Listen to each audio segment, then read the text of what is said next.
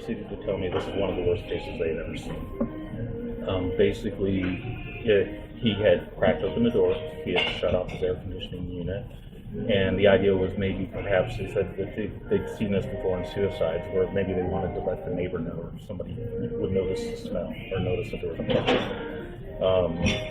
But also that being in the heat in the middle of summer like that, eventually what happened is his head came off. He was a decap. He had hung himself in the closet, and apparently he had shot himself up in the process too. So they don't know if he was awake or aware or anything else. But keep in mind, and these were efficiency units that we were in. So in the efficiency unit, there's no sense of size here for me to describe it, but the rack where you hung your clothes on really was probably about here on my head. It wasn't very much higher. So he literally would have had to have gone in there and hung himself and picked his feet up off the floor for this to actually take place. So he was bound and determined to hang himself. But the thing that got me more than anything else, while I was thinking about that, was the fact that he was decapitated, which meant that there was fluid everywhere. And that's what they were describing to me. It was basically this was going to be a fluid cleanup, that it was going to take a few weeks for them to clean it up.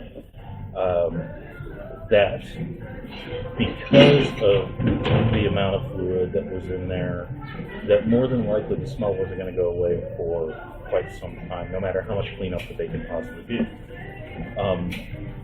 They were interesting too. They apparently were physicians before, something like that. They decided to get into the body cleanup thing, and they were telling me that the reason why he smelled so bad was because of the fact that he probably ate fast food, ate fatty foods.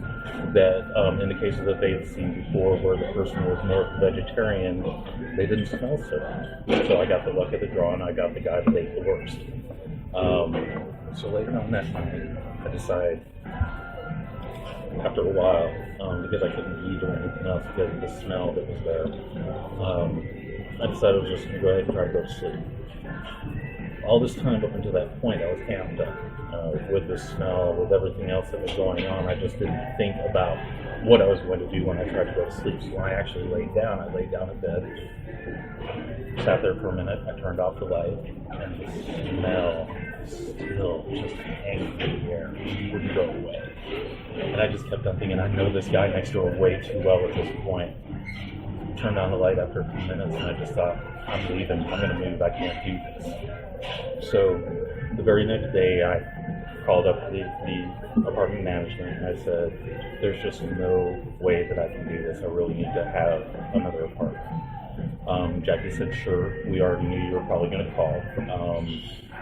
We can put you into a place up on top of the hill, but it's going to take a couple of days. So if you can go and rent an apartment, but if you don't, or rent a hotel room, but if you don't have renter's insurance, then it's going to be out of your pocket. You're going to have to pay for it. Otherwise, you'll be free to come and go from the apartment, and even after that, we're not going to move anybody else in there. So if you have any remaining stuff that you have to move, we'll let you still have access to the apartment itself. And I was like, okay, cool, that'll work for me. In the process of doing this, of course, eventually I got hungry, and I had to go someplace to eat. There was no place that I could eat at my place, and I'd nibble on stuff for the weekend, but I needed to sit down and eat something substantial. So I decided to go ahead and go over to this Mexican place across the street named Casa del Sol, and I was a somewhat regular over there, so I went over and I picked my spot and I sat down and I ordered my lunch or my dinner. And I ordered a beer. And when the guy came to deliver my food, he brought over the beer to me, and he went and he put the beer down over my shoulder, and when he went to put that beer down, he dropped it. And right at that point, I realized he smelled like a dead guy, because he stepped back from me. And during that entire time, I'm sitting there just looking around, and I realized that they hadn't sat anybody on either side of me either. So I had this wonderful dinner by myself, off in pretty much a corner with my lone beer and my enchiladas, dealing with smelling like a dead guy in public.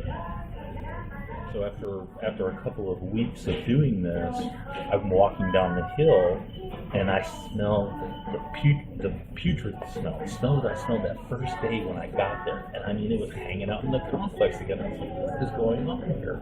And as I was walking up to my apartment, I noticed that the guy downstairs that lived underneath him, his apartment door was open. He was standing outside, and his mother kept on running in and running back out with piles of stuff. So I stopped and I looked at him and I said, "You're moving your stuff out now?"